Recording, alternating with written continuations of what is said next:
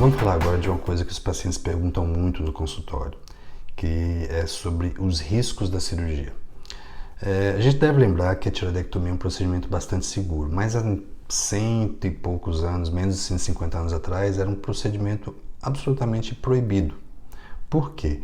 Porque o índice de complicações, o índice de mortalidade nessa cirurgia era altíssimo. E é fácil entender por quê. Todas as artérias, vasos e nervos que comunicam do crânio com a cabeça, com o resto do corpo, passa pelo pescoço. Ou seja, é um local de anatomia importante, complexa e num espaço bastante pequeno, bastante reduzido. Com o desenvolvimento da cirurgia, com o desenvolvimento das técnicas cirúrgicas, essas complicações reduziram-se a um contexto muito baixo.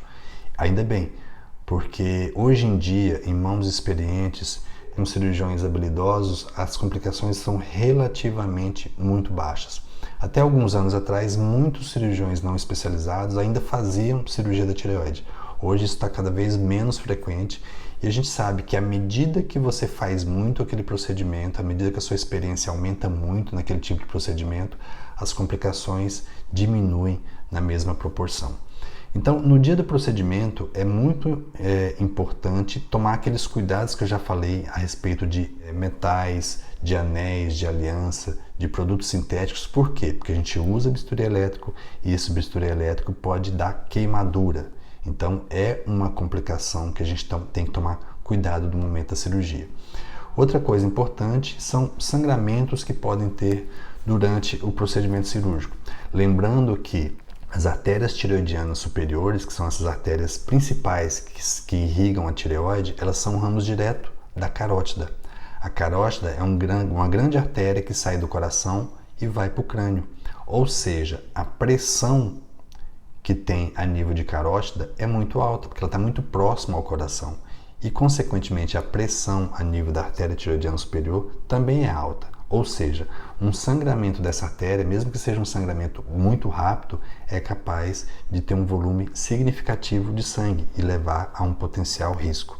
Então, todos esses vasos devem ser tratados de forma adequada, cauterizados de forma adequada ou ligados, que é amarrar e dar nó com fio cirúrgico. Então, tudo isso é importante para se aumentar a segurança. Outra coisa importante é o sangramento no período pós-operatório. É importante, inclusive por conta disso, que o acordar da anestesia seja o mais tranquilo possível. Imagina alguém acordando da cirurgia, agitando, não entende o que está acontecendo, se agita, o que acontece? A pressão arterial tem uma elevação muito rápida. E essa elevação dos níveis da pressão arterial pode ser responsável por rompimento de algum vaso, de algum nó que tenha sido feito, e por conta disso você tem um sangramento. E imediatamente esse paciente tem que voltar para a cirurgia de urgência para poder controlar esse sangramento. É importante a gente também estar preparado para um certo desconforto durante a deglutição, por conta da anestesia geral, passado um tubo na garganta, e esse tubo pode dar um certo desconforto local.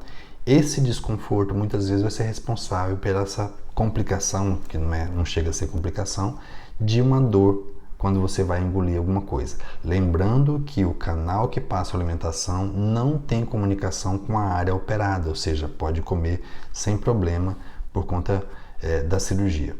Outra coisa que é importante em termos de complicação é a lesão do nervo laringeu inferior, ou nervo recorrente, que é esse nervo que inerva toda a musculatura intralaríngea, ou seja, a lesão do nervo fatalmente leva a uma alteração da voz.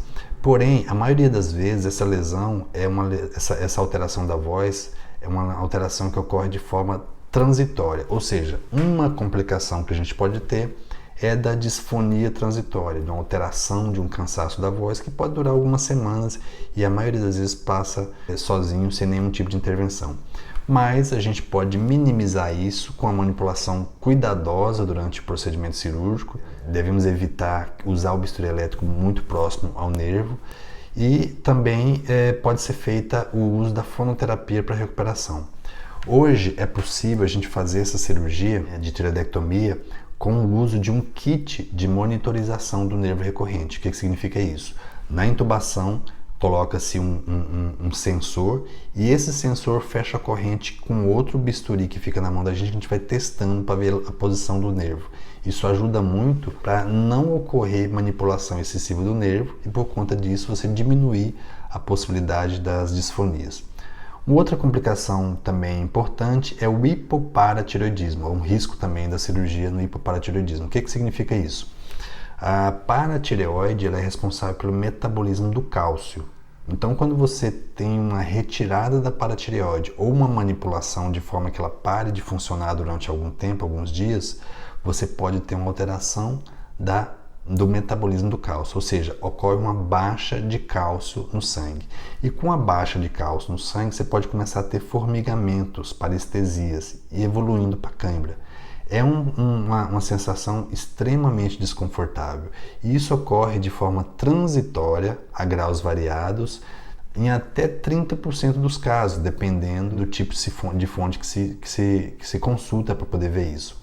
Então, nesse caso específico, muitas vezes é necessário a intervenção médica para poder fazer medicação endovenosa. Algumas vezes é leve, isso ocorre durante a primeira semana, mas a gente pode também diminuir a chance de você ter esse tipo de risco, de complicação, fazendo tratando de forma cuidadosa as paratireoides e também no pós-operatório a gente pode fazer administração de cálcio. Geralmente eu prescrevo cálcio para os meus pacientes no pós-operatório durante os primeiros 10 dias da cirurgia, que isso faz com que evite esse tipo de complicação, que é uma complicação desconfortável, porém na imensa maioria das vezes transitória e fácil de resolver, desde que seja tratado pela equipe que já está acostumado com isso, porque muitas vezes você tem um hipoparatireoidismo, o paciente não volta para o médico que operou, não volta para a equipe que operou, procura outro hospital e o pessoal demora, vai fazer exame, não entende o que está acontecendo e isso acaba piorando e atrasando a intervenção, que é uma intervenção